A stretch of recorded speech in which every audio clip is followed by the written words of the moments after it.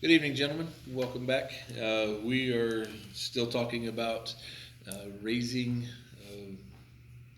raising a man and making the phases of that. We just finished with four. Hopefully, that was a good video for you guys and you got something out of it. Um, this one, we're going to talk about our daughters. Um, and we started just a little late for Caitlin, Yeah. if I remember correctly. Yep. So, but I'll tell you what I did with mine, and I've got one coming up, and next year. So, um,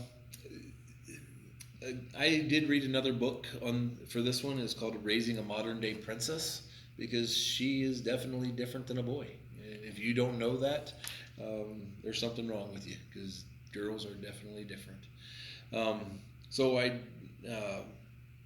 I'd read the book. I'd read another book called Rite of Passage, and it's by a pastor. I don't know the name. Forgive me for that, but if you're interested, I'll get it to you.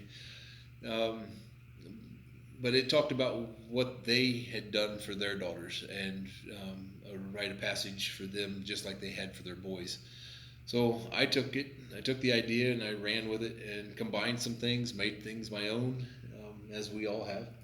But this time, instead of me taking my daughter out or my son out for breakfast and a devotion, my daughter was taken out by my wife. And they did some shopping, they did some talk about what it's like to be a woman or what it means to be a woman, um, an adult, what it means to accept responsibilities. And when they were done, she dropped her off at the church and asked her if she wanted to be a woman and was to pray with her. Uh, that didn't happen. My boys were too eager. My wife was supposed to pray over, and but the way I had it set up was when they showed up, my boys were dressed up in suits, and I'm talking about the boys that had already been through this. So with Emily's walk, she has two older brothers, so her two brothers were to escort her like she was a princess around the church. I had different stations and live and learn. I think I had 9, and then I realized that was way too many. Talk about brain overload. It was brain overload with four to five guys. I did 9 for my daughter. Whew. Um, but anyways, the boys were in a hurry. They were just excited. So they went out and grabbed my daughter before Tanya was able to pray over her, and escorted her to the lady number one. Um, and I had asked these ladies to pour into my daughter on specific topics of what I thought she needed to know. And with women definitely being different than men, she needed to know some things. And so I also asked these women to write her a letter. And I asked them, when I asked them to write the letter, I asked them to build up Emily, something that she could read later on if she was feeling down, so that they would know what kind of lady she was in. I've read these letters. Some of them were exactly what I asked for. Some of them were the testimony that they were going to tell Emily about. But you know what? Just because I didn't ask for it doesn't mean it didn't work out, and it worked out great.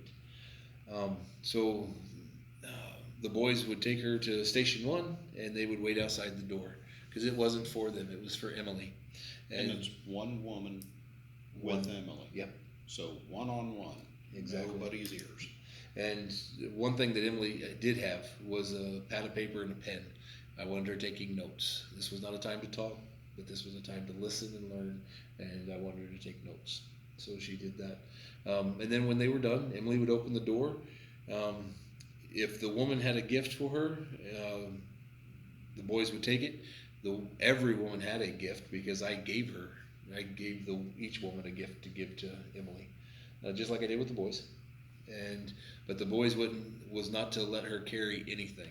They were to escort her, and she was to do absolutely nothing that day but listen. And um, she winded her way throughout the church, different places, but always the only time it wasn't one on one was when she met up with the grandmas, and she had my mom and my wife's mom, and they both had her together.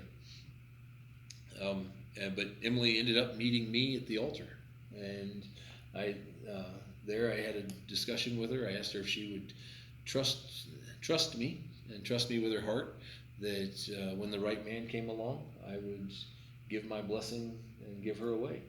And I gave her a promise ring at that point. And it was just, it's an emotional time. So, and like with the boys, we had everybody come in. And I did a little bit different. I didn't eat right away. We did everything, the whole ceremony right there. And then we finished with supper. But again, finished with a blessing and explained all the gifts. And then we had supper. And it was a great night. A long night. It was an emotional night, but it was great. It was, just had a blast. And I believe your wife was part of it. Yep. And so, and it was just people, talking to the people. So it was great. I had that brain fart again. There was something else I wanted to say, and I can't remember what I was going to say. Dagnabbit. Oh well. When I think about it, I'll get to you on the next video. So, if you guys have any questions, I do have this written down. Or if you want the notes, I do have it. It will be available on Facebook. If you can't find it, contact us at SWAT 612.